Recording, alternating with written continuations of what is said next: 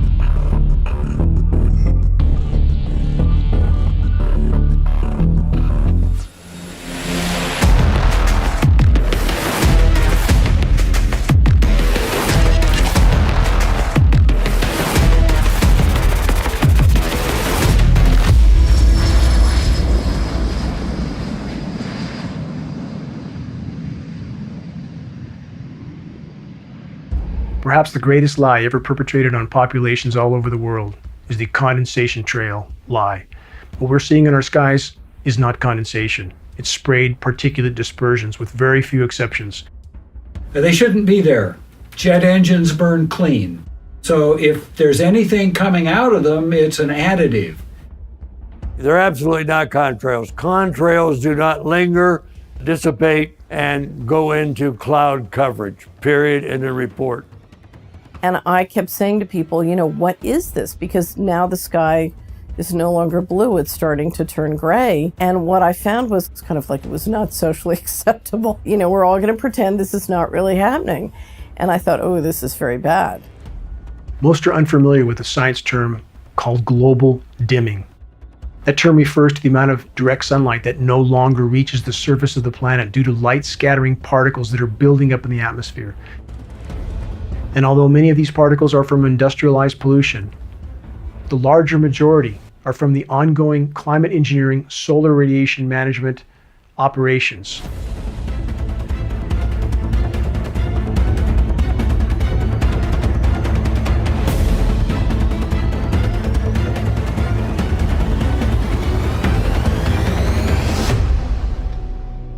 This engine, a high bypass turbofan jet engine, this is the engine that is on all military tankers and all commercial carriers, is in essence a jet-powered fan. 90% of the air that moves through this engine is non-combusted. This engine, by design, is nearly incapable of producing any condensation trail except under rare and extreme circumstances. And again, we have film footage of aircraft flying at altitude with nozzles visible, turning on and off. That is the end of the argument. Since even before man could fly, there was an effort to try to modify the weather. We have weather modification patents going back 100 years plus. These are historical films of what can be done with a biplane, a small biplane that carries a very small payload. And that much can be done. How much more can a fully loaded military tanker, KC-10, KC-135, C-17 Globemaster, how much more material can they put in the air? About 500 times more with a single tanker. In regard to the condensation trail narrative, many refer back to the trails left by World War II bombers as proof that we are only seeing condensation trails in our skies. But Geo-Engineering found on military archives film footage, which we posted, of World War II B-17s at altitude turning off a sprayed dispersion. We know that climate engineering was deployed immediately after World War II, so testing was absolutely ongoing. Clearly, these bombers were used for beta testing. Film footage proves it. Weather was a weapon used over Vietnam. Would you expect that to be then deleted from the availability? No. To continue to expand the scientific aspects of it, to have it available in your portfolio of weapons would be a natural process. Therefore, should you expect that it is available on demand to have the ability to modify weather? Absolutely, within this country and others. Climate engineering is the crown jewel of the military-industrial complex. Climate engineering has been used to destabilize and topple nations all over the globe, facilitating military occupations by hostile countries like the US. We know that some of these countries are having their precipitation cut off because they have stated so on the floor of the UN, like the president of Iran stating emphatically that NATO weather modification programs were cutting off the precipitation to Iran, but US media never covered it. We have an economic model operating globally, which is operating based on covert force. And I have very serious questions after watching the financial patterns as to whether that financial force or that force includes weather warfare. People were coming to me, telling me about this. So because of that, I went to the government in Ottawa under Freedom of Information. It was a 40-page report, of which half the pages were completely blank, and the other half had a lot of blank outs. But there was sufficient information to tell me that, yeah, they're aware. They call it Geo-Engineering. One of the big problems is that when we find some new technology, we get all excited by it, by the potential benefits of that technology, and often implement it and use the technology before we have any idea of the negative effects. Shouldn't it be considered that every breath we take is laden with highly toxic particles that are wreaking havoc in our own bodies? Particles that aren't being reported by any air quality testing systems. Any official air quality testing are looking for PM10 or PM2.5, 2.5 microns at best. The climate engineering nanoparticulates are exponentially smaller. They go virtually unreported. These nanomaterials generate reactive oxygen species in biological materials, damage tissue, lead to advanced aging, cause cancer, causative agents of dementia. So, yeah, we might think that we're doing something positive for humanity to save our species, but we're also poisoning ourselves. Eventually, with the team that we formed at Geo-Engineering.org, we were able to acquire a NOAA flying lab. We were able to test at altitude to confirm the elements that were showing up at the surface. Our intention was to do a point-to-point sampling mission. We could see these obvious patterns that were being laid out in the sky. We were really thankful for the opportunity to be able to get up to altitude. And on the return mission, we noticed that that cloud layer had descended. And we sampled below the cloud layer, we sampled through that confluent layer and above it. We found exactly the same elements listed in climate engineering patents, the same elements we found on countless surface tests of precipitation from all over the globe.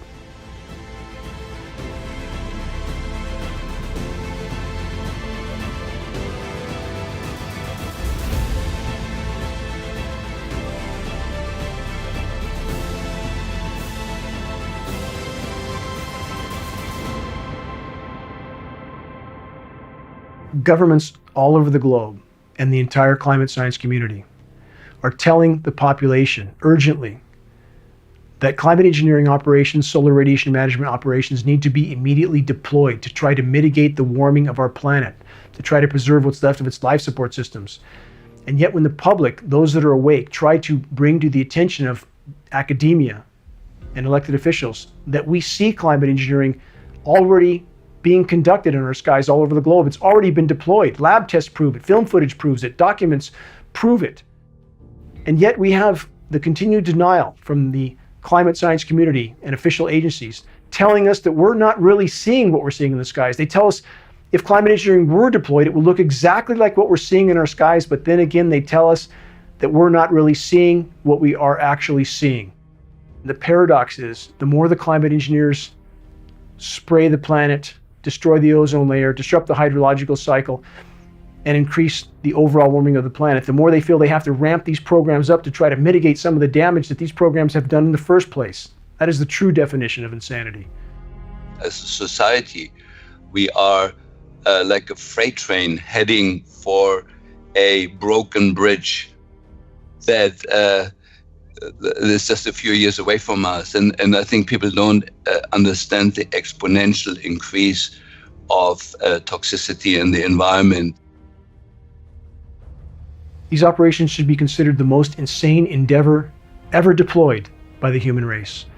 These operations are systematically derailing all of Earth's life support systems in the attempt to blot out the sun, the myopic, short-term objective of trying to cool the planet while worsening the overall warming. The climate engineers, if these operations are allowed to continue, are pounding the nails into our collective coffins. From a scientific perspective, and what we know about nanomaterials and their effect on human health and the environment, this is a serious problem. And it really does warrant further scientific investigation. We need the answers to get to the bottom of this national security problem.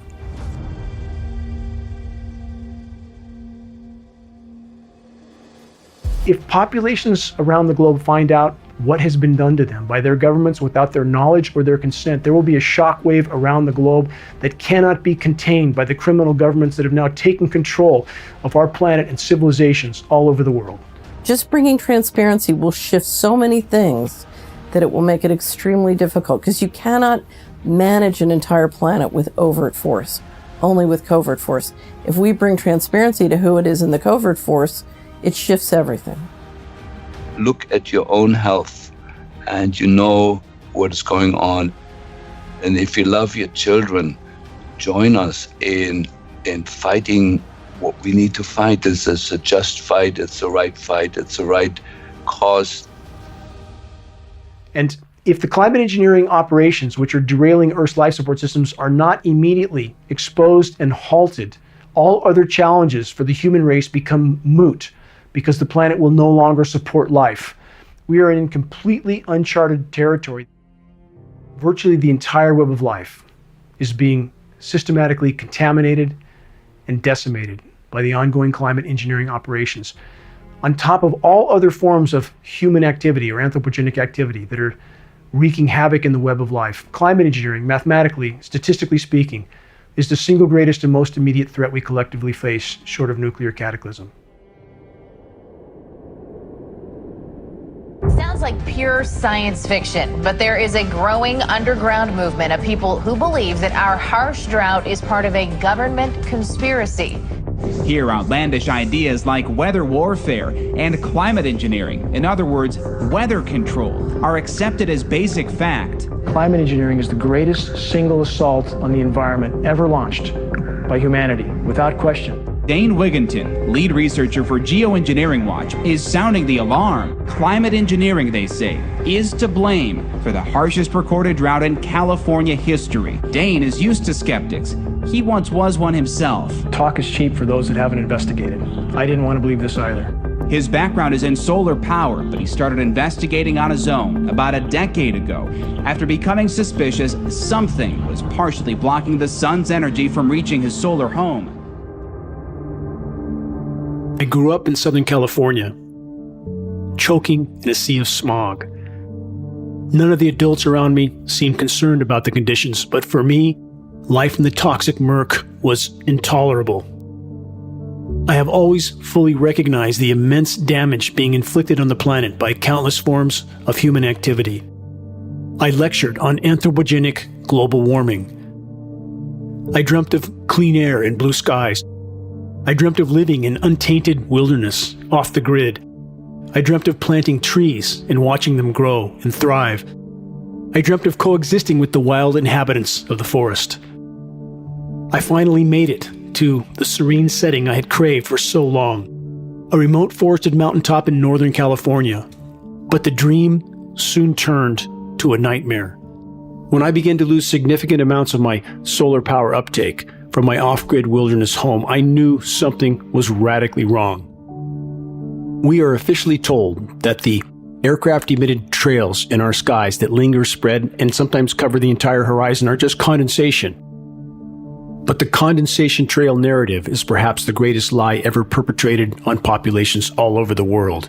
It is not possible for condensation to block at times 60, 70, even 80% of my solar power uptake.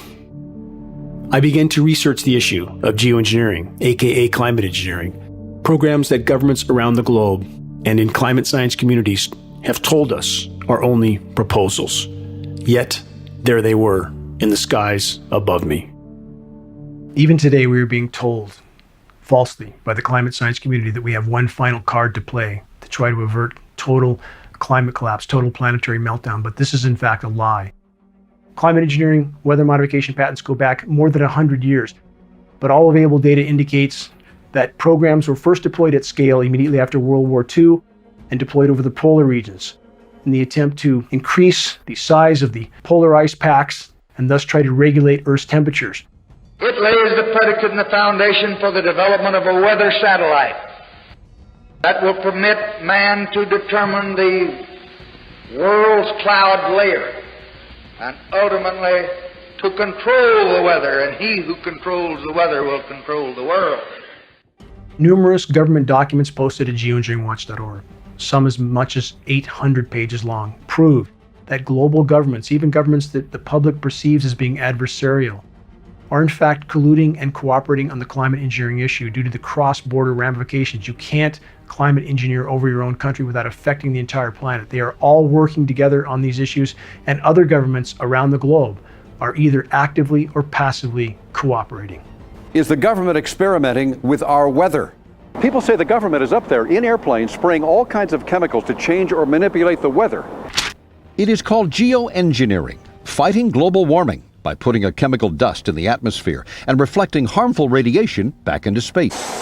You could use barium oxide, for example, which makes big fluffy clouds. You could use tiny little bits of aluminum, which is benign in the environment, and essentially manage the climate. There are 172 bills before the U.S. Senate right now calling for more weather modification programs. A Weather Modification Act calling for research in, quote, attempting to change or control by artificial methods the natural development of atmospheric cloud forms. My personal opinion is that we have to keep geoengineering on the table. We have to look at it very carefully because we might get desperate enough to want to use it. There is a line of research on what's called geoengineering, which are various techniques that would delay the heating to buy us 20 or 30 years to get our act together. The stated goal of some of the world's most recognized geoengineers, like Dr. David Keith and Dr. Ken Caldera, is to put 10 to 20 million tons of nanoparticulates into global skies annually. That's an inconceivable amount of material. This material is on top of industrialized pollution. Right? This is about how we engineer the planet. It's about the fact, an uncomfortable fact, but it is a fact, that we have the technical ability to do this. They are all fast acting, they are cheap, and they are fundamentally imperfect. The problems of how you control something where an individual country can have tremendous leverage over the whole planet's climate, and where there are winners and losers in ways that really could be unpredictable. And I mean, not to frighten you, but I think you can imagine scenarios that lead to war. Another example is the array of technologies, often referred to collectively as geo-engineering, that potentially could help reverse the warming effects of global climate change. One that has gained my personal attention is stratospheric aerosol injection. There's all sorts of ways you could do this, but the standard idea has always been spray sulfuric acid in the stratosphere 20 kilometers over our head and use that to stop the planet warming up. The example many people cite was when the Mount Pinatubo volcano exploded. And all of this ash went into the air and had a cooling effect on the Earth. And so people have long proposed since the mid-60s that you could artificially add dust to the stratosphere and cool the planet. Not that this would be a good solution for global warming, it would not. But it does show the way we're steadily developing the powers to manipulate the planet with comparative ease. That sulfur in the lower atmosphere is masking some of the climate warming from CO2. So is this the global dimming or something? Yeah. Other leading idea is basically to emulate what big volcanoes do, put material in the stratosphere to reflect sunlight. So the problem is the following. If you add SO2 to the stratosphere, SO2 doesn't condense. So you might want to put alumina in. Alumina has a very high initial refraction. It's very small. It doesn't coagulate. And you can engineer particles that have particular properties. You can get them above the stratosphere. You can concentrate particles near the poles. Costs are so cheap that the richest people on the planet could perhaps afford to buy an ice age. It's extraordinarily cheap. I knew it was cheap when I found that they were quoting me in tons. It's also true that particles, as they get bigger, fall out a lot faster. We sort of step back and think, okay, well, how would you actually make particles in the stratosphere? This is really engineering now. If it was aerosols in the stratosphere, it would likely be put there by airplanes. Start with a fleet of just 2 or 3 kind of modified business jets. The basic idea is that if you let a plume off in an aircraft by just changing some little details, you can actually get much smaller particle size distributions by doing this kind of spraying. So there are all sorts of side effects. I'll get to them in a second, but if you put sulfuric acid in the stratosphere, for example, you could deplete stratospheric ozone. Smaller size means more surface area, but more surface area means less ozone.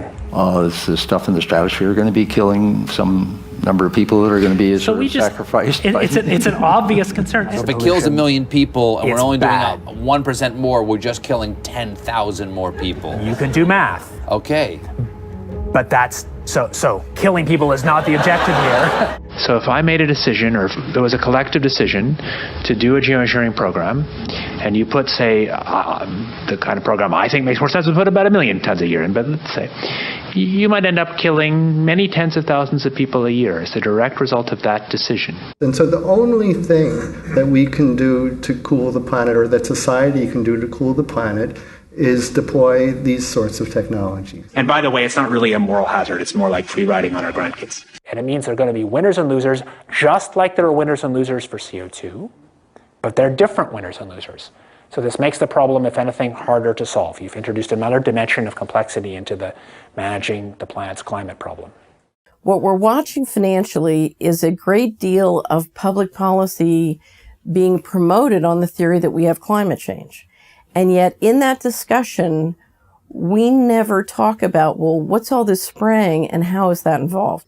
Engineering the weather gives you the ability to overcome or prevent droughts. It gives you the ability to inflict them if you don't go along. And the brilliance of inflicting a drought is there's no popular support against you. So this kind of invisible warfare, if it can be done, is very effective, it would seem to me, both positive and negative. Well, imagine if you can predict the weather over long periods of time, how much money you can make. You know, you can trade it. How do you manage money in that world?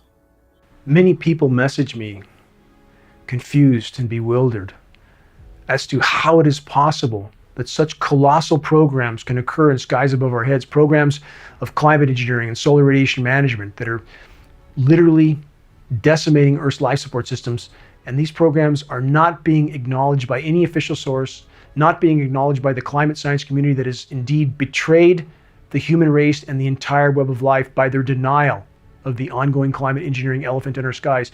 And the people that message me are perplexed at how such atrocities can be ongoing for so many decades.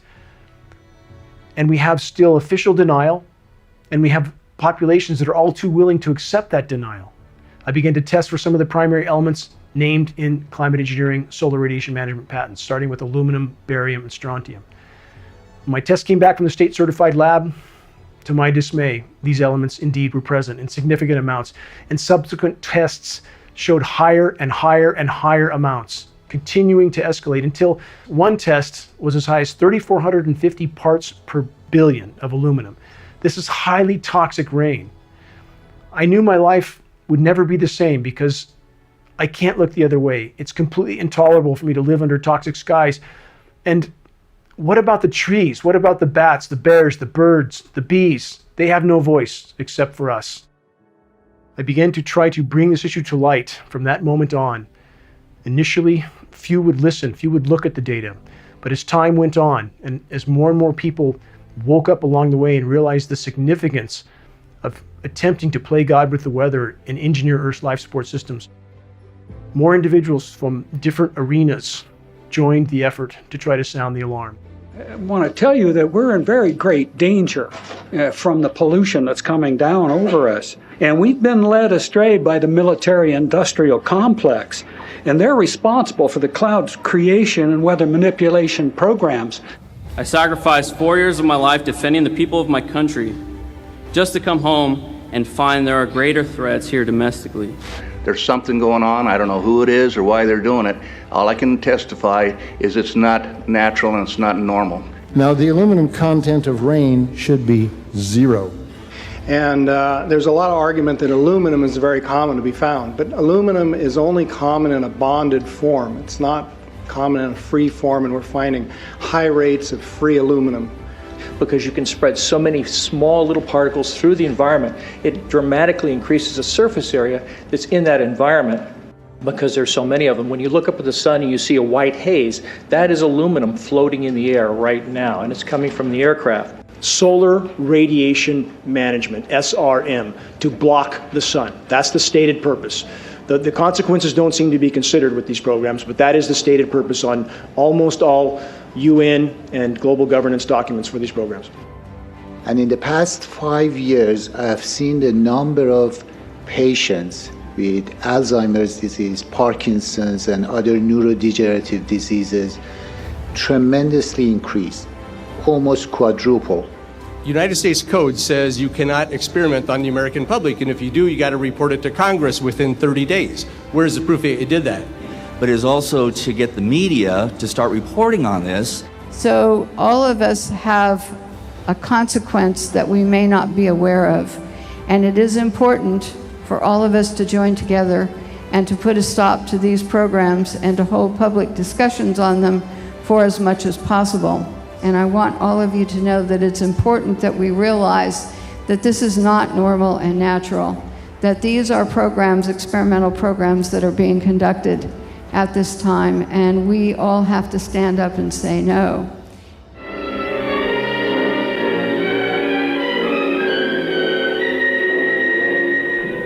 This tank can be used for disseminating all types of agents. Anti-crop spray from aircraft using the Aero X2A has proved very effective in field trials. For larger planes, the Air Force has perfected spray equipment. This B-17 has several spraying nozzles and carries the tank in the bomb bay. I'm Charles Jones, Brigadier General, U.S. Air Force retired. In the years 1953 through 1962, I was stationed in Germany. Then we moved to England in 1959 while assigned to the 42nd Tactical Reconnaissance Squadron with dual missions of electronic countermeasures and weather reconnaissance. We also had the responsibility of reporting jet engine contrails throughout our area of responsibility in Europe, North Africa, the Mediterranean, and Eastern Atlantic. We were responsible for pinpointing exact altitudes of all jet engine contrails noted within the flying area of responsibility in both the weather and ECM aircraft missions. We became experts on jet engine aircraft contrails and all of their characteristics. Much different from the white aircraft spray trails that consist of scientifically verifiable straying of aluminum particles and other toxic heavy metals, polymers, and chemical components. These are the long white spray trails that linger and slowly expand into light cloud cover that soon cover entire areas with an overcast, very light cloud cover. We're never going to get to the bottom of climate change until everything is laid on the table about geoengineering and the disasters that it can and is causing. My name is Richard Rolig. I served a career of 34 years in the United States Air Force. I was able to achieve the rank of Major General. I was in the acquisition business, developing new weapon systems, and did lead one major top secret program for 3 years. During the 10 years I worked at Raytheon, the exposure to various programs was limited to what they wanted you to work on. So even though I still had the top secret clearance and certain programs I got exposed to, that was not one of them. That was compartmentalized as it should be. And unless you had a direct impact or you were personally involved in it, you would not have received that particular clearance. It goes back to around October of 17. I'm residing near an Air Force base here in Tucson, Arizona, Davis-Monthan Air Force Base. Aircraft exiting, doing their flight training, etc. And having lived around Air Force my whole life, my father even being a pilot, it became obvious to me that the contrails that were coming out of some of the aircraft in the local area were not normal looking. They took on a different texture, they spread differently, and so as a result, I started talking to a couple ex-pilots that are part of the organizations, asked them to look at it. My wife is a pilot. I had brought her out of the house.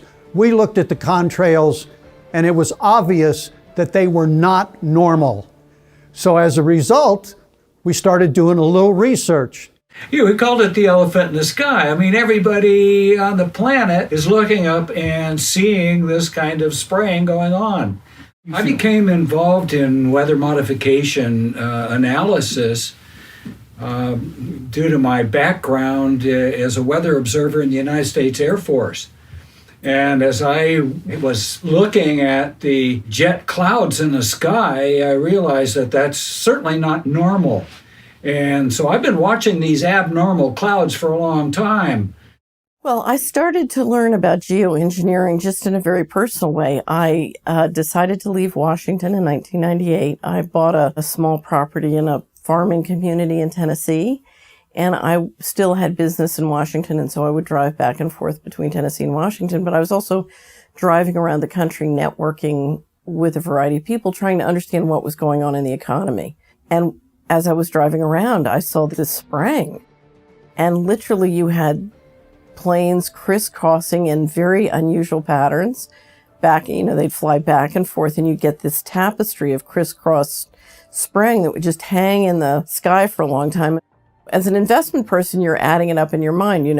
Okay, we have 2 planes over this county flying this many hours and spraying this much stuff. This is very expensive.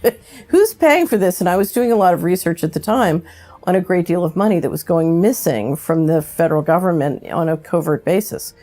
On one hand, you have all this money going missing, and on the other hand, you have this fantastically expensive spraying program going on. The ongoing global climate engineering operations must be considered a new Manhattan Project on a scale that is almost inconceivable. Governments all over the globe are either actively or passively participating in the ongoing climate engineering insanity, all for their own reasons, all in the attempt to keep business as usual until the last possible moment. Geoengineering is occurring, it's been occurring, it is not new, and your tax dollars are funding this. Well, my name is Kristen Megan Edwards. I am a U.S. Air Force veteran. I served 9 years on active duty working in bioenvironmental engineering.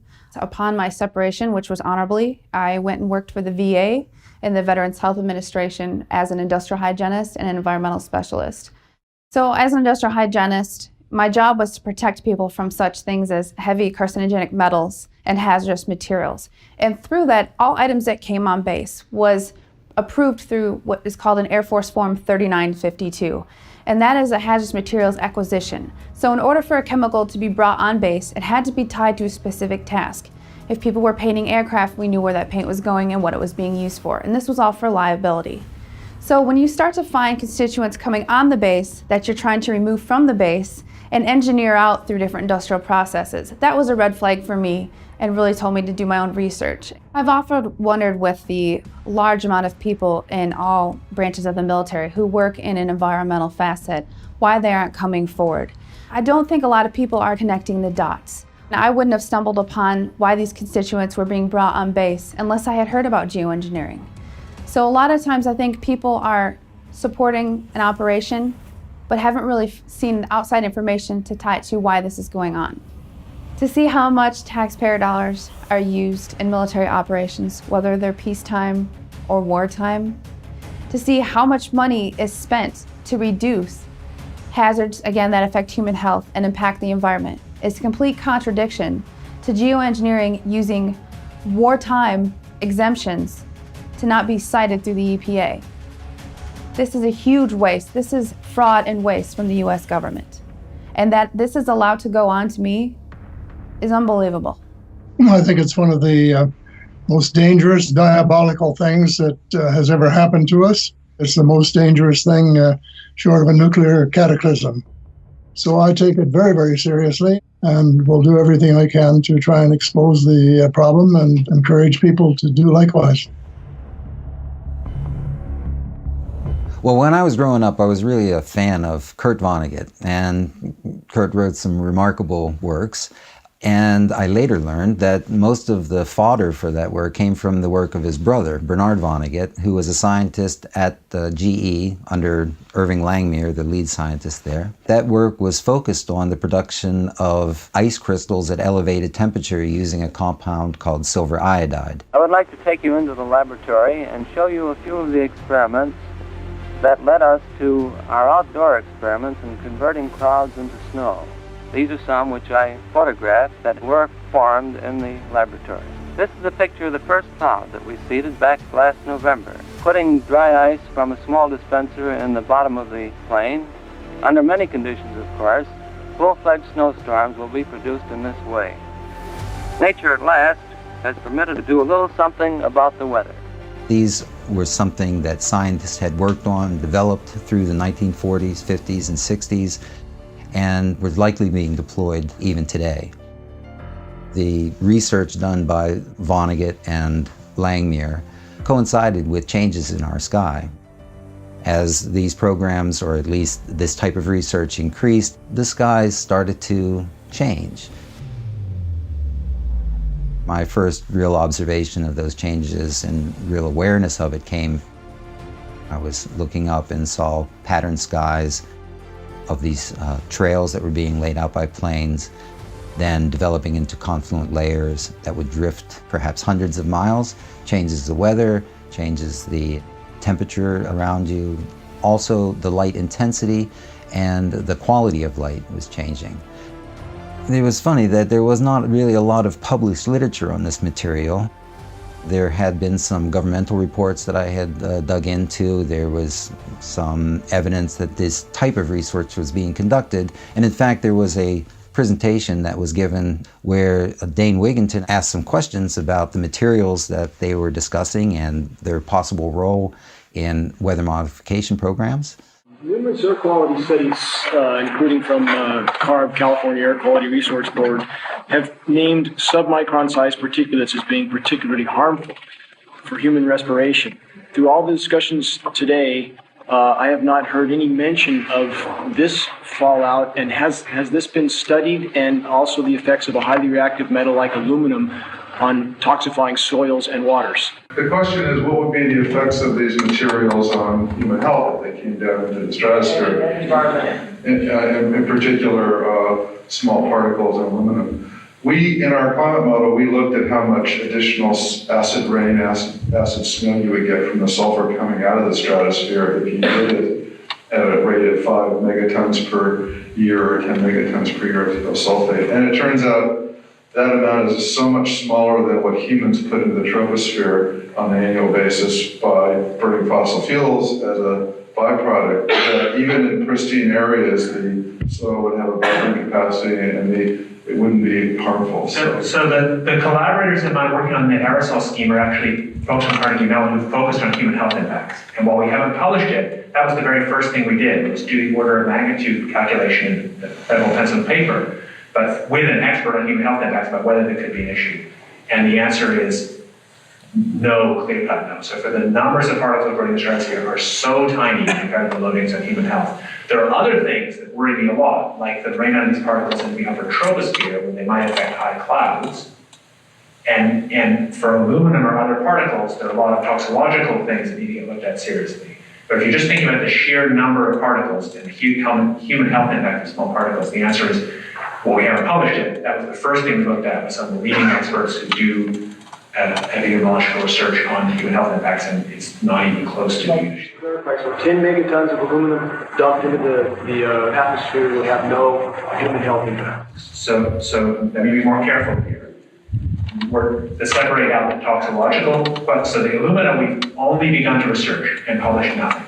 The question I was asking was purely about particle number density. So what we did is we said, we looked at some global estimates now we have of aerosol, global estimates that were built for epidemiological purposes of the global loading of aerosols in terms of health impacts. And we said if we added on top of that what we're doing from the stratospheric aerosols, could it have any impact? And the answer is that was totally irrelevant. But that was just on particle number. We haven't done anything serious on alumina, and so there could be something terrible that we'll find tomorrow we haven't looked at. So after I saw that footage, I contacted Dane and I started asking him some questions myself because I was interested in what he knew already. I mean, he was very forthcoming with all types of information. I realized that he had published a lot of material online, and I started perusing that material and found that, he was digging at something where there was, again, a lack of available scientific evidence, and that's where I became quite interested in contributing in any way that I could. I then, working further with Dane, and with great thanks to our contributors, was able to take a number of flights where we could sample through these condensation trails or these confluent layers that had been laid out earlier in the day. So on the first sampling mission, we started at the Baltimore-Washington International Airport. The University of Maryland has a twin-engine Cessna that is a flying laboratory. It has a sampling nozzle at the front of the plane that collects air samples prior to any contact with the plane or the engines or anything behind. Those samples are then taken through a tube, pass through a filter cassette, and these filters are glass fiber filters that are pretty large pore space filters that do effectively capture ground pollution. So PM 2.5, those particle sizes are 2.5 microns, and they've done a really good job of it. But it's not really the proper equipment to completely evaluate the number of particles that might be smaller than that. And we're talking 10 to 100 times smaller than the PM 2.5 particles. But those do capture some of them. And we flew in an air-controlled zone and basically flew big circles trying to get to altitude, but the control towers wouldn't actually allow us to reach the altitude that we needed. They basically want you to pass through that zone. The second flight that we conducted was flown from BWI to Albany International Airport. All right, we're just in pre-flight here. This morning, we observed emissions from several planes, several high-altitude planes, flying between 25 and some up to 40,000 feet. And the trails that were left behind these planes spread out into a confluent layer, and the low angle of the sun in the morning allowed for us to observe the polarizing effects of those particles using simple polarizing lenses. We could see these obvious patterns that were being laid out in the sky. We were really thankful for the opportunity to be able to get up to altitude that we could observe these materials and sample that cloud layer. Our intention was to do a point-to-point sampling mission where we could actually reach altitudes, approaching 20,000 feet. Unfortunately, on our flight from BWI to Albany, the layer that we observed was at 27,000 feet, and I think we made it to about 23,000 feet perhaps, and so we were below that confluent layer that we observed. We landed, had lunch, they refueled the plane. We have two blank control samples. One was taken prior to the flight, one was taken after the flight.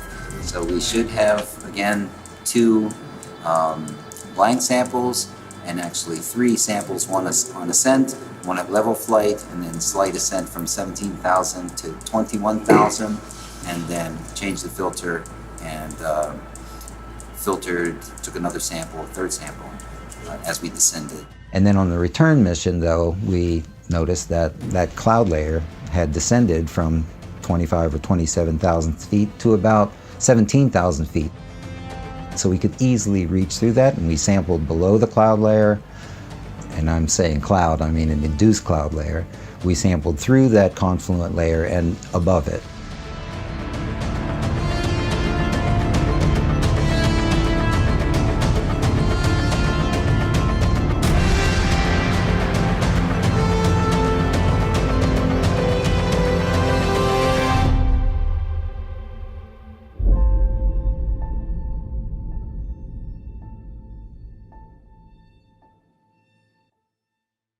The basic building blocks of climate engineering are to saturate the atmosphere with electrically conductive light scattering particles and polymers, particles like aluminum, barium, strontium, manganese. These particles are then manipulated with extraordinarily powerful radio frequency microwave transmissions that can heat the upper layers of the atmosphere like the ionosphere, that are used to create pressure zones that steer upper level wind currents, which then steer weather systems. These particulates, when they are manipulated with these frequencies, can literally move air masses. This is an integral part of climate engineering that is not known or being acknowledged by many. Extraordinarily powerful and dangerous radio frequency microwave transmissions.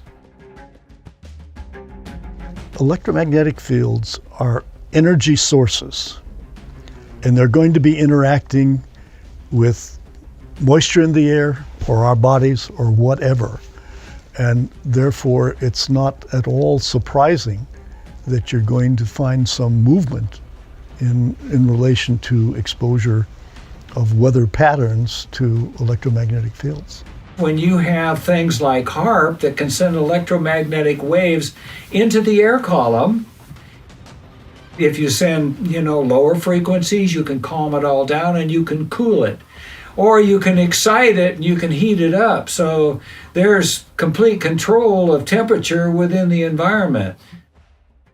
In 1985, Bernard Eastland applied for patents. Many claim that these patents have become the blueprint for HAARP, High Frequency Active Auroral Research Program. HAARP is a large antenna where we beam radio frequency energy up into the upper atmosphere. Applications discussed in the patents included destroying missiles. Communications control and disruption were included. There were some other ideas both to possibly modify weather. What we can do with an antenna is change the portion of the sky into which we insert the energy.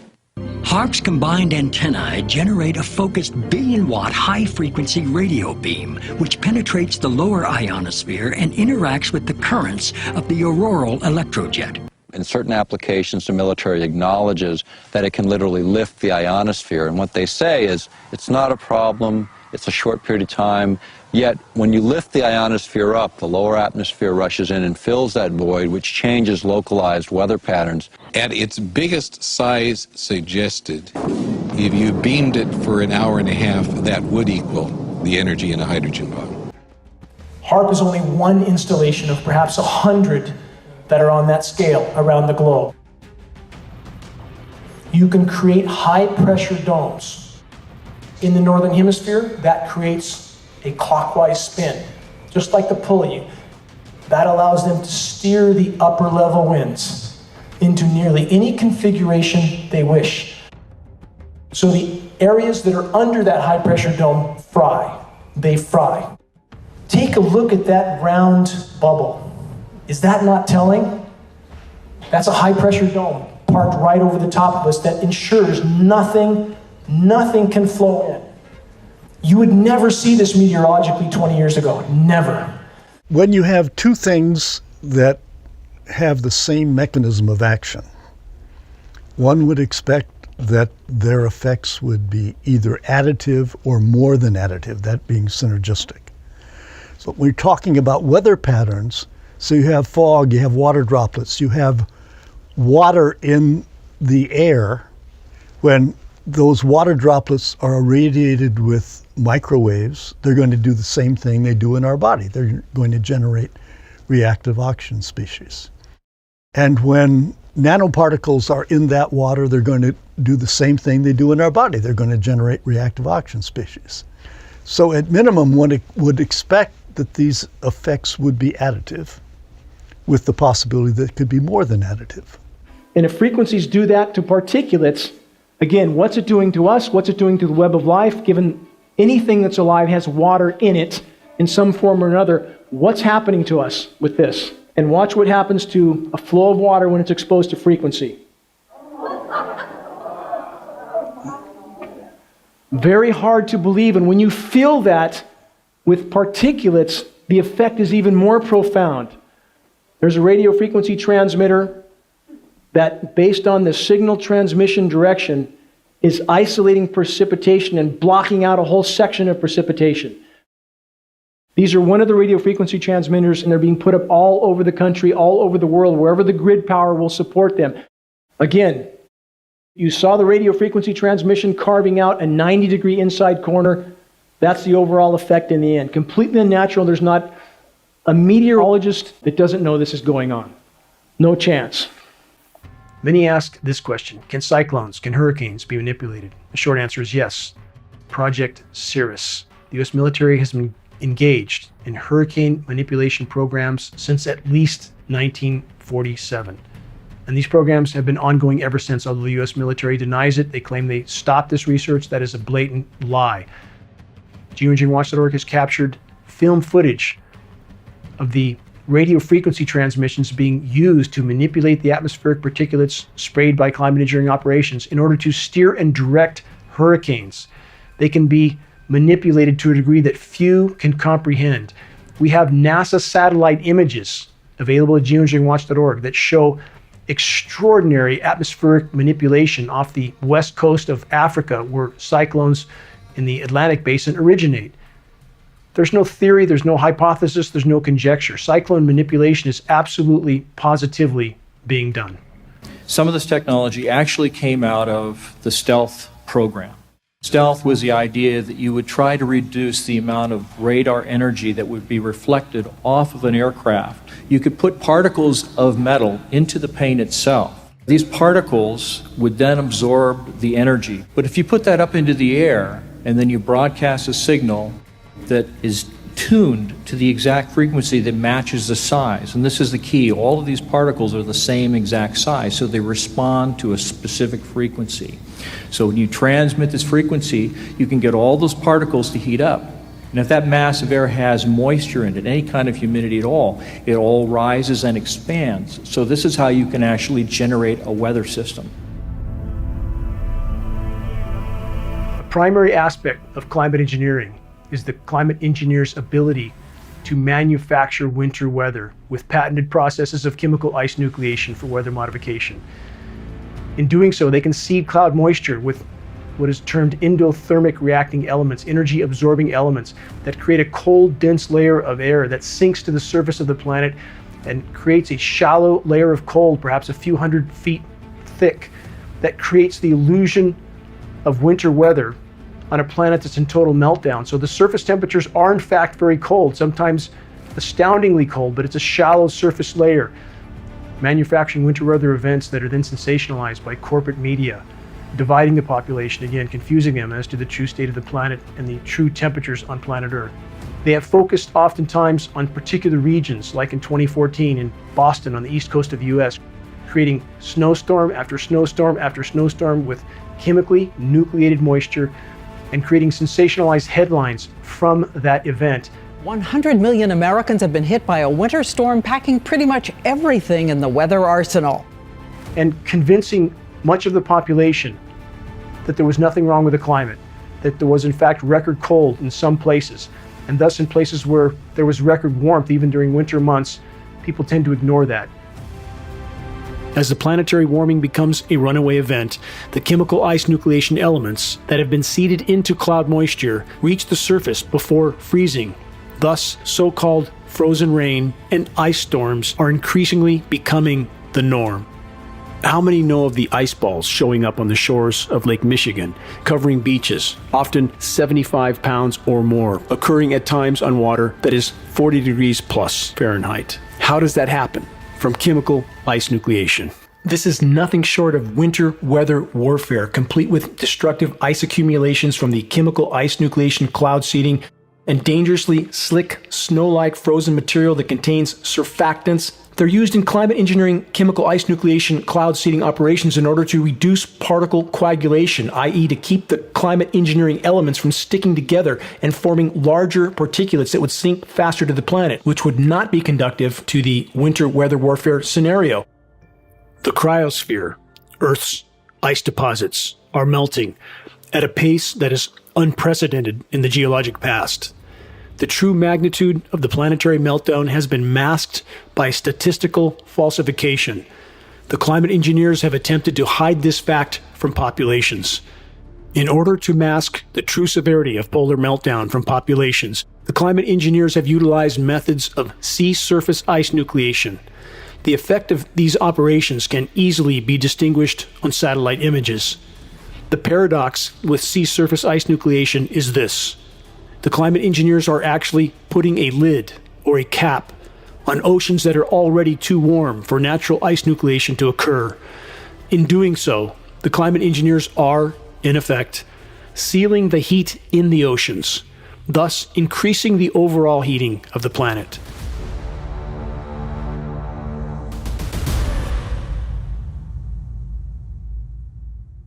It's another larger specimen of black oak. It's mid-February. It's already leafing out. It's 2 months ahead of when it should be leafing out. The leaves last fall stayed on the trees, and in late November, December, when a certain series of rains comes, we've seen this the last 4 years, all the leaves on the deciduous trees wad up dead, but still hang on the tree. As you see lower down on this tree, that's what we have. It appears to us as if some sort of defoliant is included in the aerosol spray mix. And we know fruit farmers have been using this type of method to cause their orchards to go dormant for years. This is because the temperatures have been rising so progressively. Defoliants remove the foliage or leaves from the plant. A week after defoliation spraying, the plants stand dry and almost leafless. Defoliation, a maneuver designed to peel back the cover from which the Viet Cong spring ambushes on Allied supply convoys and troop movements.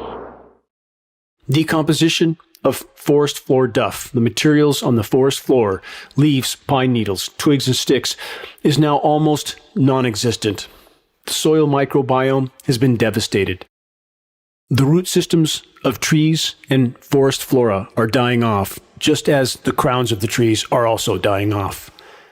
Climate engineering contamination is not only killing soil microorganisms, it is also causing trees to shut down nutrient uptake, which in turn initiates a slow, protracted death of the forest. Because of Earth's collapsing ozone layer, intense UV radiation is causing the stomata, the respiratory ports of trees, to shut down. Thus, trees don't respirate. They can't feed. They're simply dormant. The forest no longer smells like a forest because the trees are not breathing. Even during the spring and summer months, an increasing number of trees are growthless. What we are left with is stagnant, silent, dry, dead, and dying forests that are just a spark away from total incineration. Every single person that I've talked to so far has made the mention that I don't know why it's doing what it's doing. It's burning differently. It's burning more aggressive than it has in years past. And I know we say that every year, but it's unprecedented. It's burning in every direction all at the same time. The single greatest factor that is creating the conditions for the unprecedented wildfires all over the globe is climate engineering. Why? Because climate engineering is disrupting the hydrological cycle, i.e. the rain cycle. Climate engineering is destroying the ozone layer, which is bombarding forests with incredibly intense UV radiation, killing them from the top down. Climate engineering is ionizing the atmosphere, making it more electrically conductive, and this in turn facilitates more dry lightning, igniting yet more fires. Climate engineering is blanketing forest foliage and forest floors with a highly incendiary dust, aluminum nanoparticulates, barium, polymers. This further adds to the flammability of the forest. From every conceivable direction, climate engineering is the single greatest causal factor in regard to the epic forest fires that are consuming forests all over the globe. The equilibrium of our planet has been completely obliterated. And there are now feedback loops that have been triggered, as many as 50. It means once you knock a domino over, that domino knocks over a larger domino and still a larger domino. And the process continues, and that is now occurring on planet Earth. And now we have methane releasing from formerly frozen methane hydrate deposits all over the globe, in Siberian tundra, on the Arctic seafloor. Methane is escaping, rising into the atmosphere and covering the planet like a layer of glass. Methane over a 10-year time horizon is from 100 to 120 times more potent than CO2 as a greenhouse gas. There's enough methane in these deposits to turn our planet into Venus many times over, and it is releasing now. And climate engineering, in the attempt to mask what is unfolding, has actually further fueled the process. Climate engineering alters upper level wind currents. That in turn alters ocean currents. Now we have warm water pumping into the Arctic in places it should not be, causing massive methane blowouts that have to be seen to be believed. They can be seen when they occur on terrestrial areas like the Siberian tundra. Massive craters that look like something from a massive nuclear war.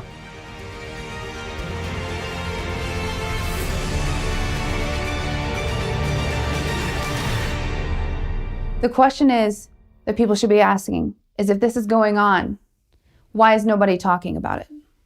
Under the security classifications that a program can have directed upon it, it can keep it in a narrow vein and keep transparency away totally. Absolutely. And the same can be with the contractors and subcontractors that work on the same program. That is to be expected. Any contractor that deals with a classified program will be as compartmentalized as the government program office is. That's the whole purpose. The ground rules are the same. In fact, you can't even bring that home and talk about it with your family or your friends or other work parties that are not also cleared on that specific program, whatever program that is. You only are told what you need to know. And so they assume that most people don't need to know anything, and the rest to only know a little bit, except the people who are pulling the strings. Many ask why environmental groups are not addressing the climate engineering issue. They appear to be more concerned about protecting their 501c3 nonprofit than they are about protecting the environment. Ignoring and obfuscating the truth about verifiable sources of damage to the environment is not protection. This is total betrayal. It's the same fraudulent behavior we see from every large corporation on the planet, towing the line for the power structure while decimating the entire biosphere in the process. Turning two blind eyes to this situation will not save us from the reality of the near-term impact we are facing. Here's the bottom line. There can be no legitimate discussion about the climate or the state of the climate without first and foremost including the climate engineering issue. We do not have political representation for anybody being interested in saving this planet, and that is something I cannot understand. there is an ever-increasing unhealthy cooperation between really all of the major media and the forces behind the scenes that are responsible for the environmental destruction. So many people try to deny that these programs could be occurring because they claim if they were occurring, there would be people lining up to blow the whistle. And that is so utterly and totally false when we know that with modern day surveillance, every word that anybody of significance says is recorded somewhere by someone. And when we know what happens to whistleblowers like Julian Assange, why would anyone line up to put their own neck on the block to blow the whistle on these types of programs, knowing that it will at minimum destroy their life? Even though half the pages were blanked out completely and others partially, the fact that they provided me this information and acknowledged, yes, they were aware, it's geoengineering, they were aware and they knew it was happening and they were monitoring and part of it in that respect. So it's happening, no doubt about it. If these programs were in any sense benevolent, why would there be an illegal federal gag order right now on all National Weather Service and all NOAA employees, the nation's weathermen, an illegal federal gag order? Well, that should tell you right away that all of this is happening at a really high level, obviously. So they won't take questions on it. They feed us BS information on what's going on. The people that are telling us what we ought to be doing are leading us astray. And there needs to be a comeuppance and a really good investigation of what's going on.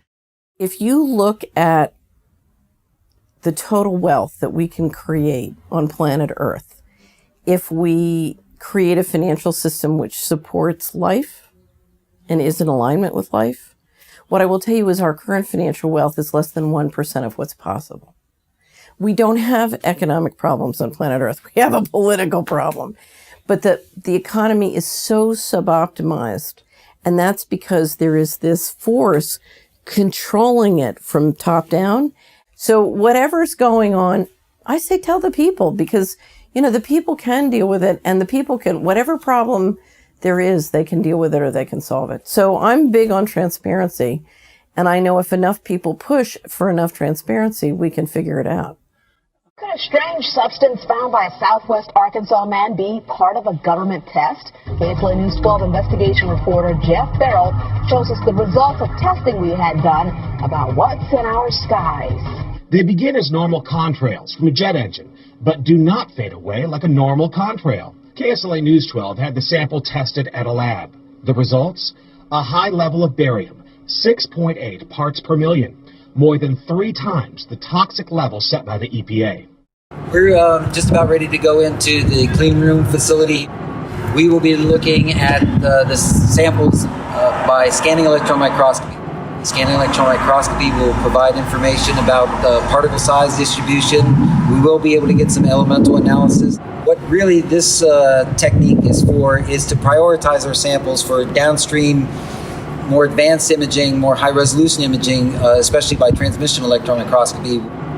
Put on a fresh pair of gloves. We're going to start with sample number 8. This is a blank that was collected on the return flight. No flow through this filter, so this filter should be free of any particulates. I'm going to use these scissors and forceps that have been cleansed with isopropanol and then acetone and wipe free with these dust-free cloths. These are the series of samples that we're interested in. These are samples number 9, 10, and 11. These were taken on the return flight where the plane passed through an induced cloud layer. Number 10, I believe, is the one that was passed through a cloud layer at around somewhere between 17 and 19,000 feet. I will take time to cleanse the instruments between each sampling. Preparing sample number 9. Near the center. Opening it to ensure that the surface that had received the particulates is facing upward. Number 9 is completed. Now processing sample number 10.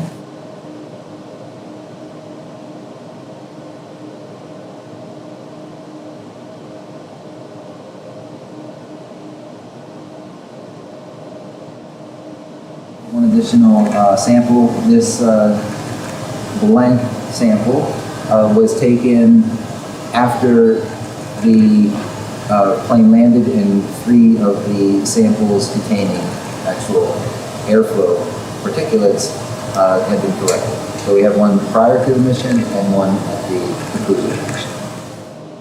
Prior to imaging, these samples are coated with a thin layer of platinum. The platinum helps to take the excess charge or electrons and drain them off to the stub. And now we'll do the samples where we pass through the cloud layer.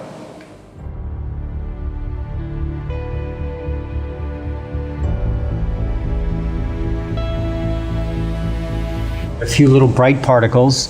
This particle here is probably the one that we'll do the most analysis on.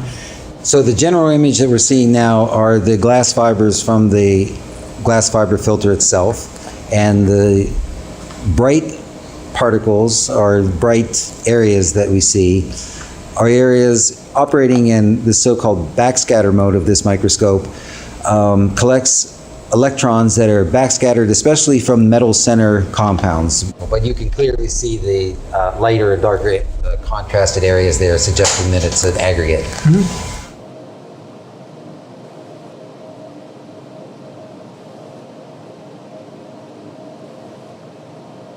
Some of the smaller particles in here we're looking at on the order of about 450 nanometers long. But there's also smaller particles in there too.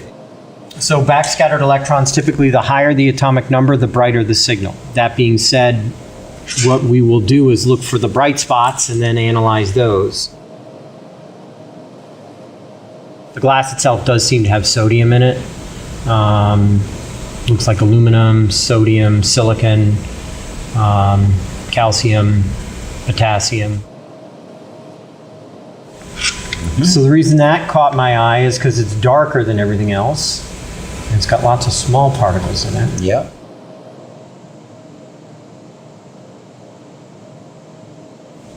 And this gives us a lot of information. Again, it identifies which filters have qualitatively more materials, just, basically we see more material on it. It also gives us information about size of particles and potential for aggregates that we might be dealing with in the samples. Barium sulfide again? So barium sulfide is interesting. What he's doing now is just getting a higher resolution image of it to see if this is indeed a single particle or if there's any evidence that there's an aggregate of smaller particles.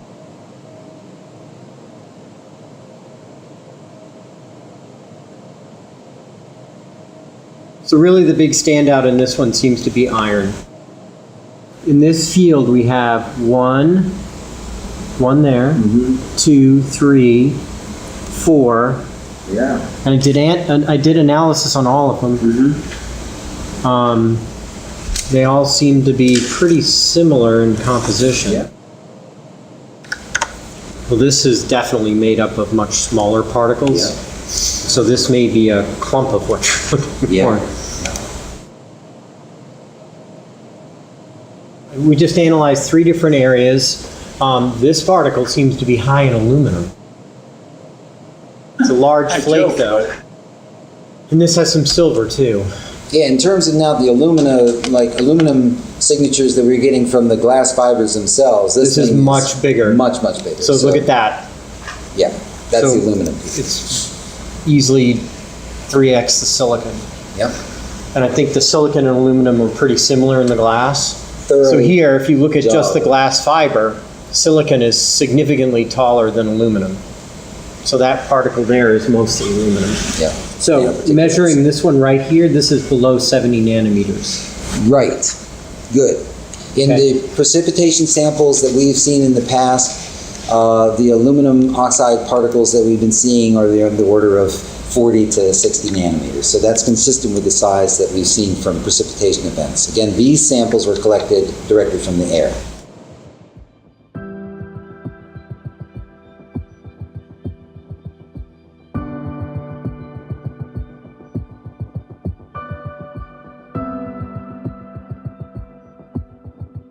There's not a lot of approaches or instrumentation that you can use to observe these nanomaterials. I mean, again, these are the sizes of viruses. And so really the only equipment or instrumentation that is appropriate for identifying these materials is high-resolution transmission electron microscopy. This allows us not only to determine the size of the particles, we can also determine the composition using a technique called elemental dispersive spectroscopy. It's done within this large microscope.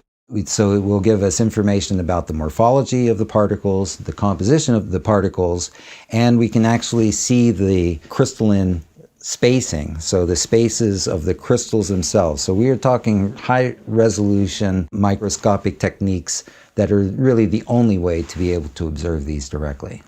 Morphology is important because the productions of these materials are really of a constrained size range, and we've seen this already in samples that we've analyzed from other sources. American Element produces lots of these nanomaterials, and you can actually purchase them online. The size distribution of these engineered particles are quite homogeneous.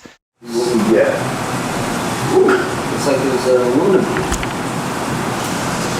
Aluminum.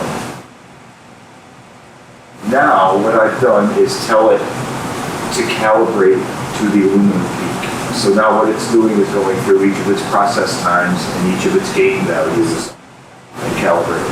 Oh man. I can tell you this much. What I'm seeing right now is far superior to the last time I ran that calibration. So you see you got two calciums, right? Yeah. All right. K alpha, K beta. All right. This barium peak is probably an L or an M. Here's your major barium. Yeah, and then you have the other to confirm there. Correct. Barium is a triple quadruple. It's definitely yeah. Oh yeah.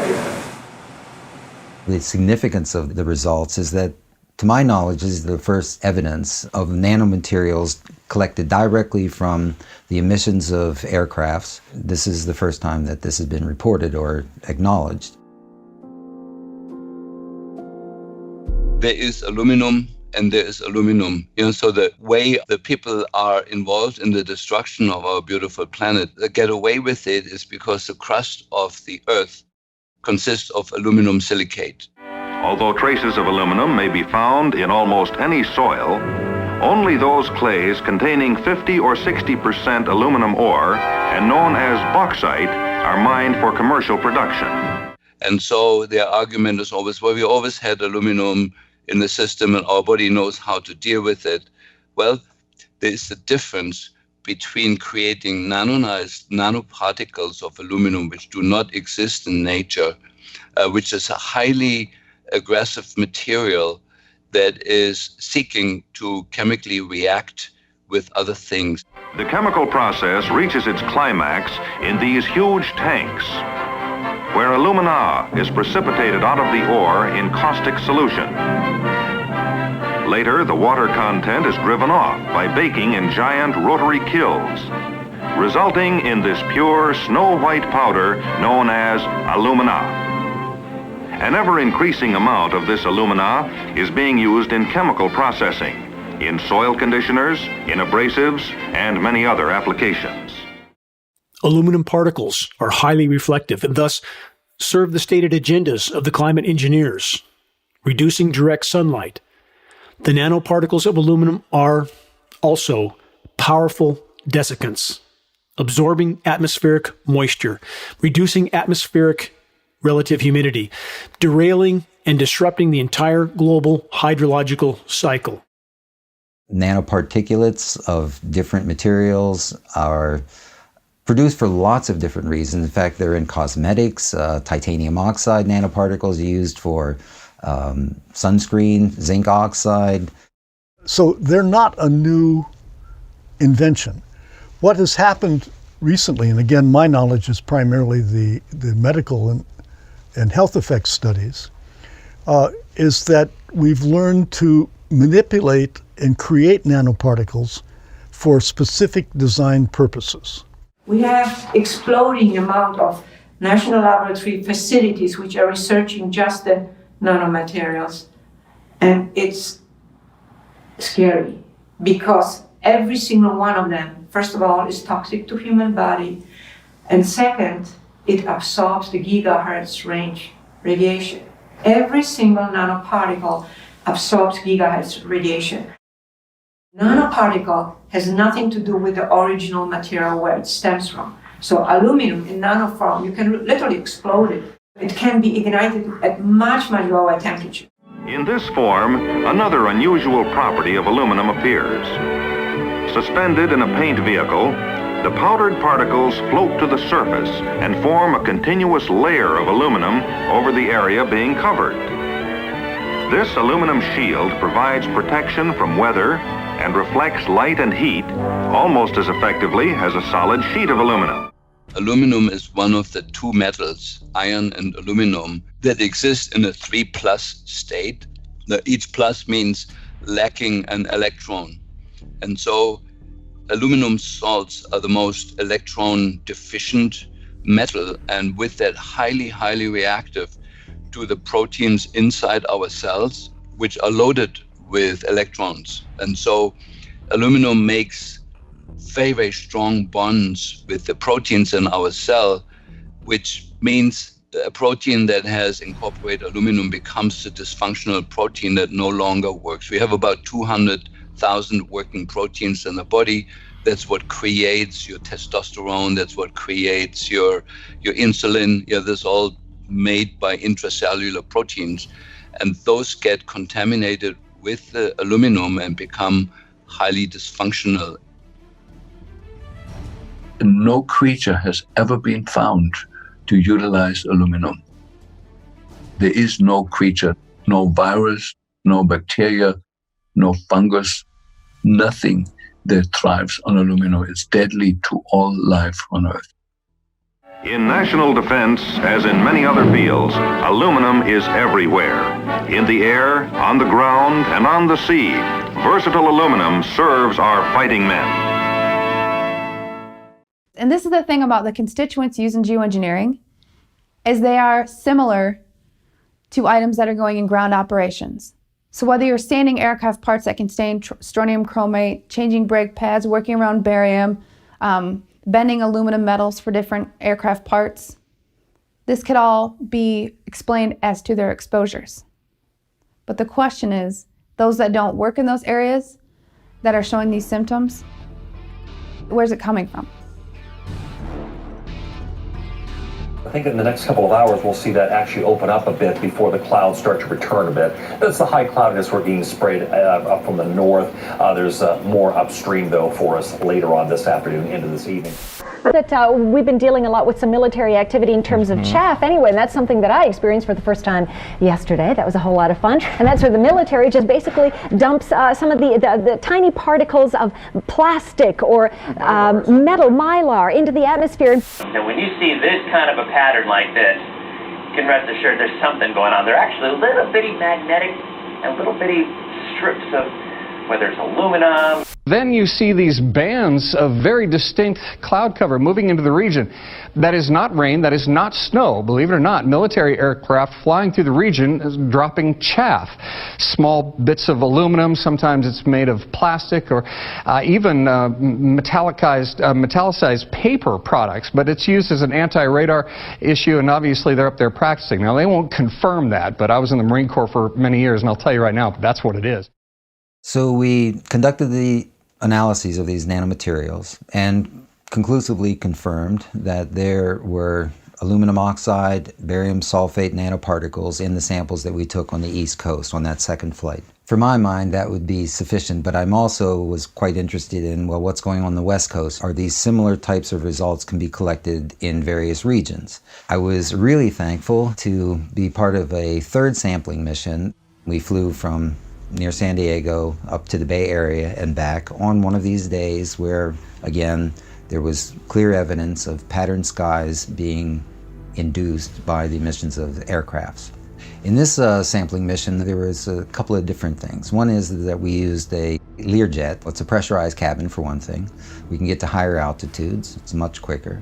And we used instrumentation that was appropriate for smaller particulates. We had instruments to monitor the air quality in real time. We had 2 particle meters on board, one that measured PM 2.5, so that would be relatively large particles that we're normally concerned about, these respirable particles that get into our lungs.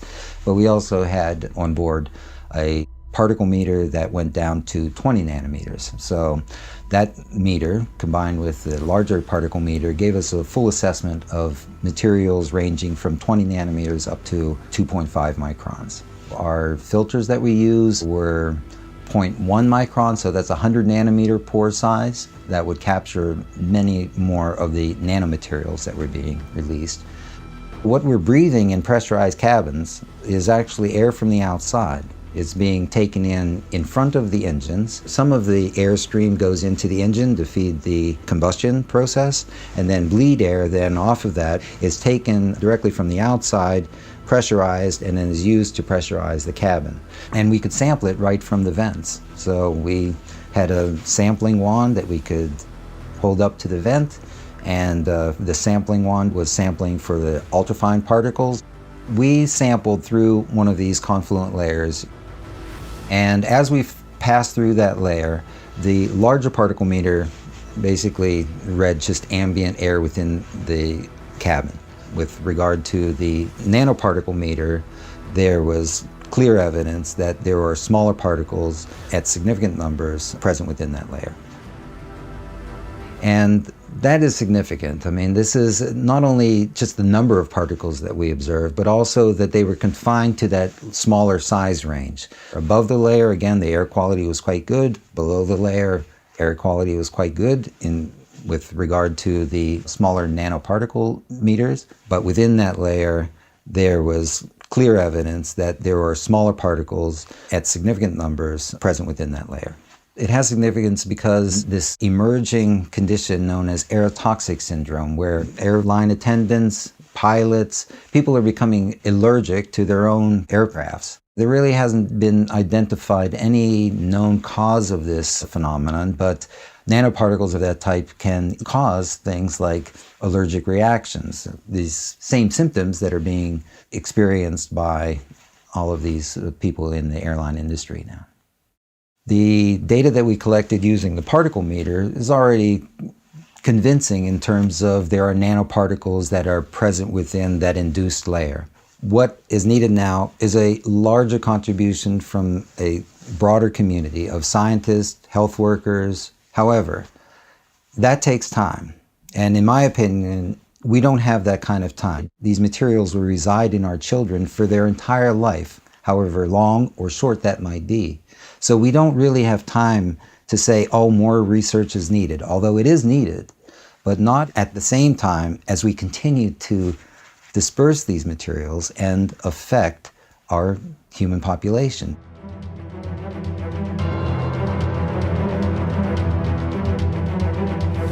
In the east and in the west, large forest land areas have been sprayed to kill destructive insects. This work by airplanes is significant. It has an indirect effect on all Americans. Here's one to keep track of over here. Notice it didn't have anything coming out of it. Yeah, he just turned on. Just turned on his spray. With commercial airlines, you're not going to get this kind of converging intersection, even though they're at different altitudes. But the important thing to consider, there's not a natural cloud in the sky. Everything in the sky is an aerosol out of the back of an aircraft.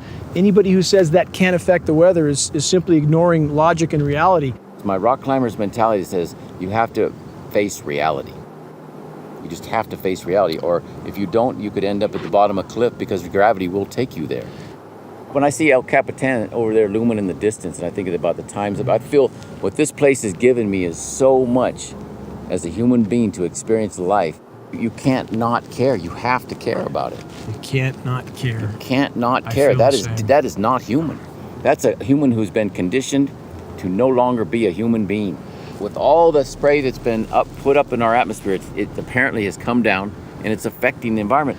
You see all the trees that are dead and in the process of dying right now, flashing out. You can see the really brown ones that have just flashed out with the needle still on them.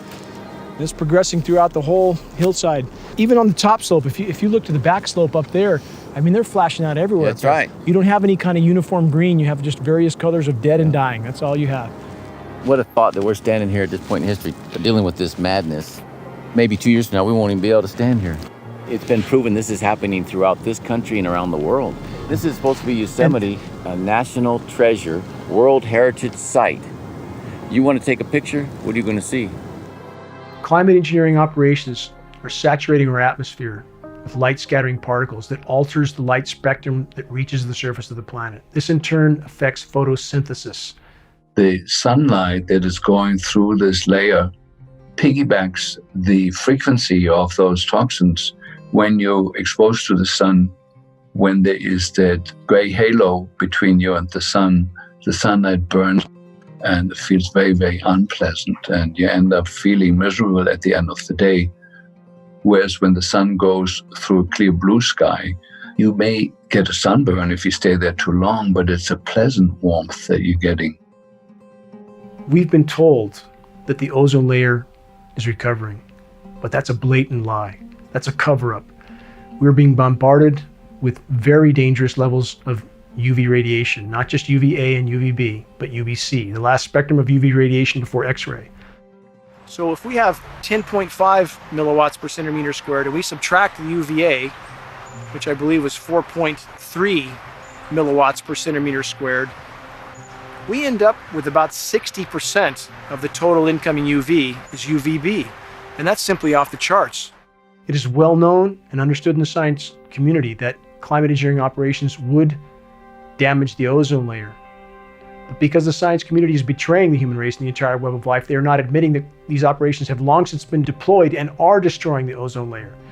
And when people feel how intense the sun feels in their skin, it is not their imagination. Extreme UV radiation is killing plankton. Plankton populations globally are plummeting. At this point in time, plankton is the single largest oxygen producer on the planet. No plankton, no people.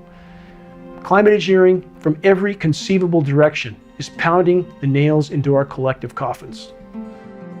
In order to try to understand what was going on with the bombardment of nanoparticles, I decided to test lichens. Now, environmentally, lichens only get their nutrients and energy from the air and from rain. I tested and found that the most common element found was aluminum. There are a number of things that happen with aluminum saturation. Rather than acidic, it creates a basic formula in the soil which favors some plants and destroys others. In root systems, it can have a significant impact on their absorption and nutrient uptake. The pH of the rain is 10 times more alkaline than it used to. The pH of the soil is 10 times more alkaline than it used to. For acid soils, they've gone neutral. It hasn't gone much past neutral, but it's still 10 times more alkaline than it should be. The soil has been the most destructive entity on the planet. We know that the soil contains tens of thousands of different species of microbes, bacteria, fungi, helminths, viruses, that are absolutely essential for the soil to produce food that actually nurtures us. A lot of work has been done on tobacco and wheat and rye grasses, that germination of seeds in the presence of nanomaterials, of aluminum oxide for instance, significantly stunts root growth and leads to a plant that has been compromised. Most of the oxygen that's being produced by our planet is produced by things like trees and algae and cyanobacteria. All of these life forms are negatively impacted by exposure to nanoparticles of aluminum oxide and other nanomaterials. You see smaller plants in front with the very discolored leaves. That's fungal infection. As the bioavailable metals are killing soil microbes, changing soil pHs, changing forest soil compositions, it has a horrific domino effect. Whole specimens, mature specimens of manzanita flash out stone dead black from fungal infection. In the geoengineering mix, these are nano plastic particles are spiked with aluminum, with titanium, with strontium. Basically, the oceans are covered with a sheet of plastic. The oceans can no longer evaporate the water that the atmosphere needs to keep the earth blue and green like it used to be. The algae in the ocean depend on a lot of sunlight in order to produce oxygen. And they can't do their job anymore because they're not getting the light they need. In the last 2 or 3 years, ever increasing articles about nanoplastics appearing in chicken, in fruit, in vegetables, and also in our human body. Every animal that we eat now is full of these nanoplastic particles. And these are certainly not animals that have swum in the ocean. These are land-based animals. They've never eaten a plastic bag, and yet they're accumulating these nanoparticles. And the only possible source of that is the air that they breathe. At this late hour on our planet, when we most need alternative forms of energy, climate engineering is dramatically diminishing all three primary forms of alternative energy. Climate engineering is disrupting the hydrological cycle, i.e. the rain cycle, causing protracted droughts all over the world, which is dramatically reducing hydropower production. Climate engineering, by its very description, solar radiation management to block the sun, greatly diminishes solar power output all over the world. Climate engineering also reduces wind power because it reduces convection. Atmospheric layers of reflective particles reduce convection, which in turn reduces wind, which reduces evaporation, again decreasing potential power output for all other forms of energy. Many are absolutely overwhelmed when they are introduced to the climate engineering issue. They try to convince themselves that our government would never do this to us, but such a conclusion doesn't hold up to available data. All official air testing agencies generally test for 10 microns, 2.5 microns at best. Atmospheric testing has proven that climate engineering aerosols are unimaginably smaller, in the 20 to 100 nanometer range. The smaller the particle, the more deadly it is to inhale. Available science studies prove that human hearts and human brains now have not just millions, but billions of nanoparticles lodged in them. Most know that bee colonies are collapsing.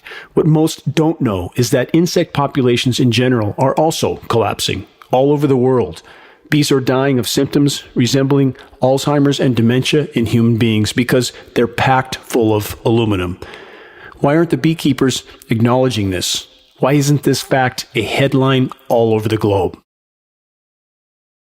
To suit our convenience, we clear other large areas of natural life in order to build towns and cities. Our homes, stores, and factories, clustered closely together, are easy marks continually tempting invasion by the insect enemies. Our only answer is to wage constant battle with the bugs. This must be intelligent, organized, well-planned warfare. We must fight our insect enemies with every weapon our imagination and science can devise. Chemical warfare is quick death to our enemies, whether used on a small scale or on a large scale. Vast areas can be treated in a short time, an outstanding advantage in our warfare against the insects. What's it like for an insect to be poisoned by a crop-dusting aircraft? Don't we all know? Is there any difference whatsoever between crop-dusting insects and the global climate engineering spray operations that have long since contaminated our entire planet and every breath we take? How can we avoid this? Answer, we can't. You can make very high quality, and do this in just a jet in a very simple way, make high quality alumina particles just by spraying aluminum vapor out, which oxidizes. The implementation decisions will be risk to risk decisions. The risk of doing it against the risk of not doing it. It's very good to have research on new applications of technology that are beneficial, but it should be balanced at the same time it's developed with the study of the adverse effects, if there are any. Now, as it happens, the Air Force conducted a study starting in 1993. It was called In Vitro Toxicity of Aluminum Nanoparticles in Rat alveolar macrophages. That's a real fancy way of saying testing the effect of aluminum nanoparticles on the white blood cells in the little air sacs in your lung, the alveoli. And what they found in this 8-year study was that these particles, when you're exposed to them long enough, it suppresses the ability of your white blood cells to defend you from airborne infections coming into your lungs. And so essentially by breathing this material in, your immune system is dramatically suppressed. If we can't breathe, if we can't inhale without sucking up highly toxic, bioavailable, bioaccumulative particulates that lodge in our systems like a plaque, elements like aluminum, barium, strontium, elements that are highly toxic in and of themselves, but when combined, become exponentially more toxic. 70% of the nanoparticles that are already within us are introduced to our systems through just respiration. So we breathe them into our nose, the ethmoidal sinuses then collect them, they can migrate to our frontal lobe through the olfactory nerve, and there they can generate reactive oxygen species and cause brain damages of different type. Everything we know at present suggests that generation of reactive oxygen species is the cause of aging, cause of almost every disease that we know. Certainly dementia, but other diseases as well. A lot of the nanoparticles, not all of them, but a lot of them have metal ions. Metal ions are potent generators of reactive oxygen species. When you have nanoparticles in the body, they are small enough so they go everywhere. There is no barrier to them in any part of the body. They cross the blood-brain barrier, they cross cell membranes. They're even more reactive or can be more damaging than virus particles. We have natural defenses against viruses. We have no natural defenses against nanomaterials. And again, they never leave our system. They don't die. They're not cleared. We don't produce antibodies against them. So we are exposing humanity to a class of materials that will continue to damage biological tissue for the lifetime of that organism. The Japanese developed a blood washing method called apheresis that was used for reducing cholesterol and fats from the blood. And then a brilliant German toxicologist came along and modified this procedure where he could not only wash out the blood, but also the plasma from the connective tissue, which is a much deeper look into the system. The entire blood volume and plasma volume is put through a filter system several times and filters out anything that's toxic. And with this method, it's the first time you can actually measure body burden, or how much is in the entire body. And as it turns out, nanonized aluminum is by a factor of roughly 100 times, 94 to 120 times more prevalent than any other toxin, nanonized aluminum. And we know that we absorb aluminum very poorly by eating it. That cannot be the possible route how we get toxic. The only way that we can get these high levels of aluminum is through inhalation or through injection. This was a big wake-up call. To let the evolvement of a program impact my grandchildren, even my children, not necessarily the immediate years for myself, is a very personal concern to know how it will flow down through the elements of the family.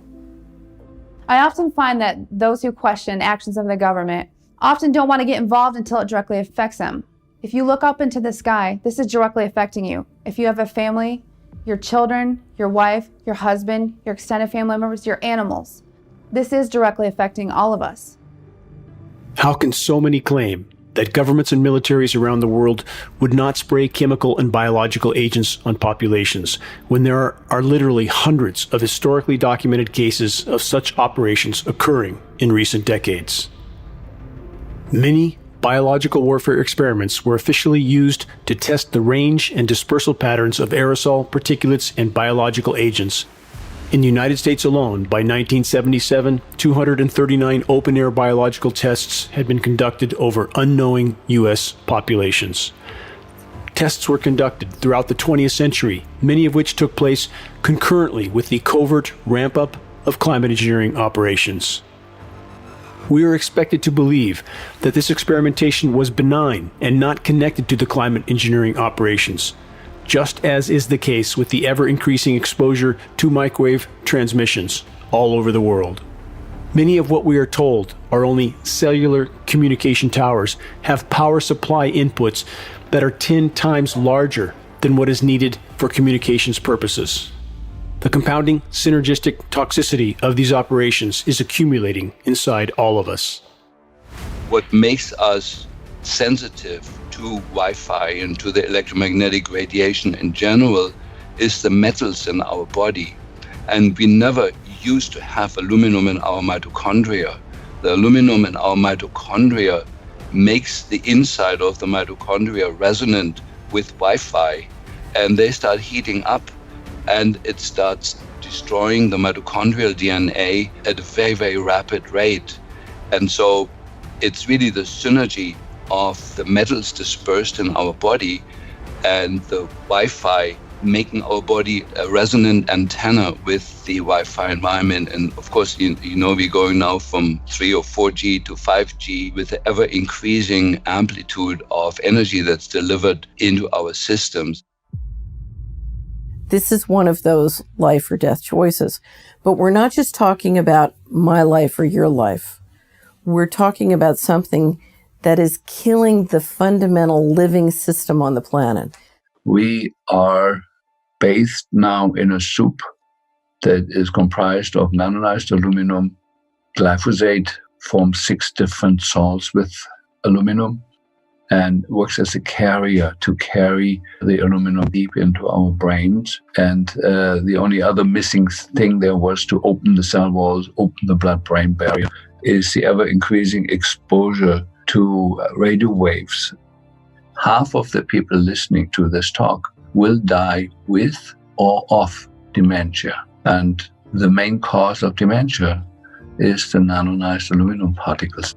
There's somebody behind the scene orchestrating that with the perfect understanding of the human condition and of toxicology, and brought the 3 things together that will, in a very, very rapid period of time, we're talking 6-7 years from here on, cause major destruction of the human nervous system that could be stopped at a switch. We could have a clean world tomorrow.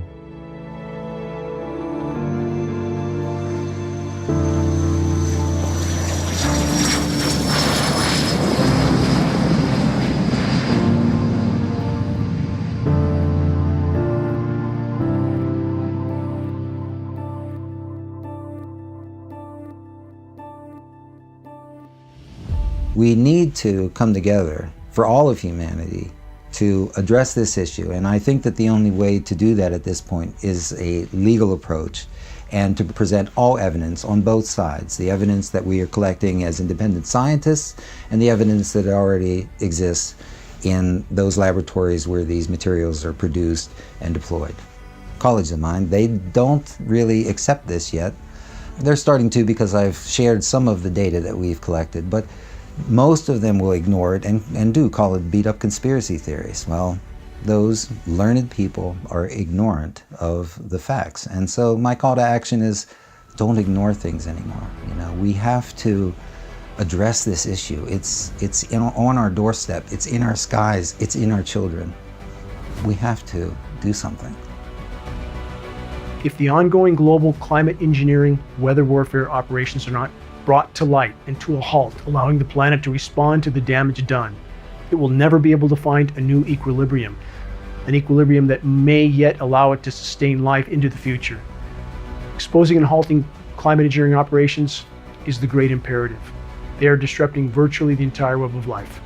I think we need to enlist the support of commercial airline pilots, as well as calling back and bringing these subject up with our House and Senate members in the U.S. Congress. I think it's going to take that kind of action to get this geoengineering exposed, find out what's behind it, and why they are doing this. In my life, I have friends, family, wonderful people who are trying to stay within the official reality on the theory that they'll be safer. And the reality is, if you look at where this thing is going, you know, better we deal with it now. It's like cancer. It's only going to get worse. The data is what's going to change people's mind.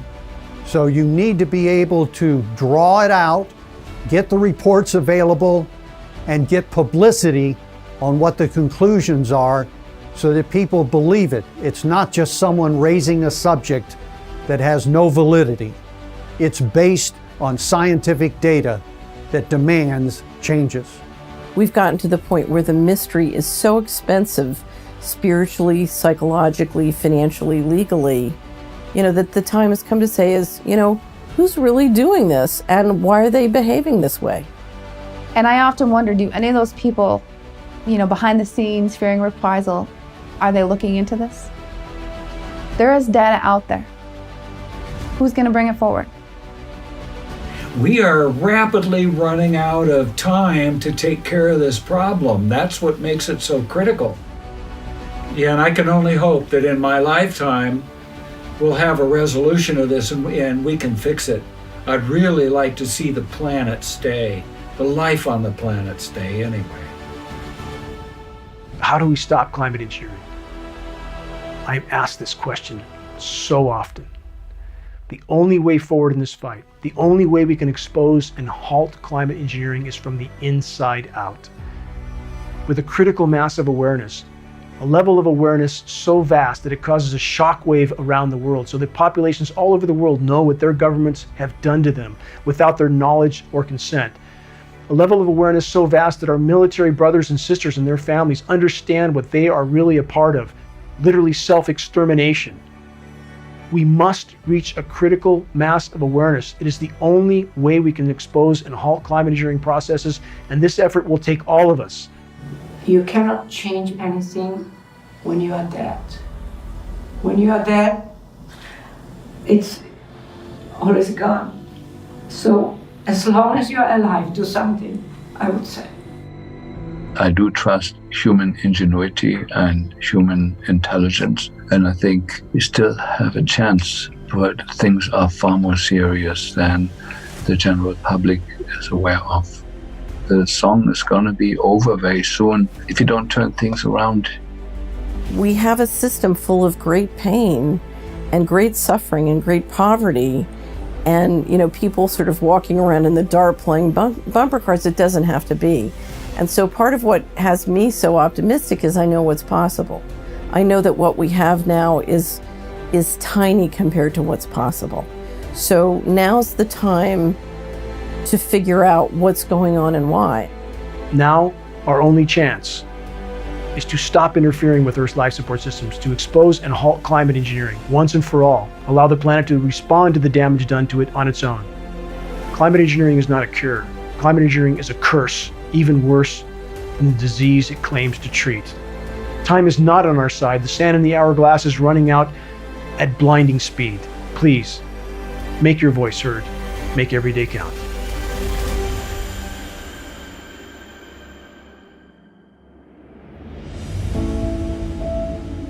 Please forgive me if I ran for a moment on the memories from my former life, my life before the last 20 years of my desperate attempt to sound the alarm. I spent so much time on or near the ocean. I got my scuba certification at age 14. Being below the waves was always an escape to another world. A world that still made sense. A world in which I often felt I wanted to remain. And I feel so fortunate to have seen and experienced life below the surface of the sea in numerous parts of the world. In the waters off New Zealand, Australia, in the South Seas, Fiji, the most remote locations in the Sea of Cortez, the Gulf of California. But the vast majority of my diving sabbaticals were around all the shores of the Channel Islands, off the coast of California. And how incredibly miraculous and thriving were the once expansive kelp forests there. I would meander in total solitude through these mystical, undersea landscapes that were teeming with life. When the water clarity was at its best, the visibility could be well over 100 feet. And on such days, stunningly beautiful beams of sunlight would glisten down through the kelp stalks, rising up from so far below me. It was like being in the canopy of a long-lost medieval forest. Weaving my way through the massive kelp stalks in total silence, I felt like a wild and free bird flying through an untouched and unspoiled paradise of unimaginable beauty. So many species, all playing their individual part in the miraculous web of life. Seals, making their way through the kelp, would often alter their course, and they would swim up to me and stare right into my mask, directly into my eyes. They were curious. Many of my memories from the kelp forests now seem a very distant dream from another life. Moments that I knew, even while they were occurring, were slipping away. It was beautiful. It was nature. A part of the living ocean. A part of the web of life on which our lives depend. I had to leave that life. There was a constant calling of conscience inside me. I felt there was much I had to do, that there was a long journey before me, yet to be traveled. The deepest and most untraveled wilderness has always been my sanctuary, and when I trek there alone and in solitude, I feel most connected to the whole. I marvel at the complexity and the miraculousness of life, the countless forms of it. I try to contemplate the endless and seemingly impossible factors that were necessary for life to exist and flourish on this spinning ball of rock in the harsh and hostile environment of space. A ball of rock with its own magnetic shield, with its own moon that stabilizes its orbit, that orbits a life-giving star at just the right distance, with miraculous atmospheric layers that, for unimaginably long spans of time, have facilitated countless forms of life. How wondrous it all is, each part. A dragonfly, a tree, a bird, a whale, the sunrise, millions of tons of water magically floating through the sky in the form of spellbindingly beautiful clouds, bringing life-giving rain. When I witness the destruction of this miraculous web of life, I can only think of returning to the front line of the battle to sound the alarm. Reaching a critical mass of awareness in the population is the only way forward in this fight. The challenges we face are immense. The odds are against us. But as the proverb goes, it's not over till it's over. Any one of us could be the final pebble that triggers the landslide of awakening.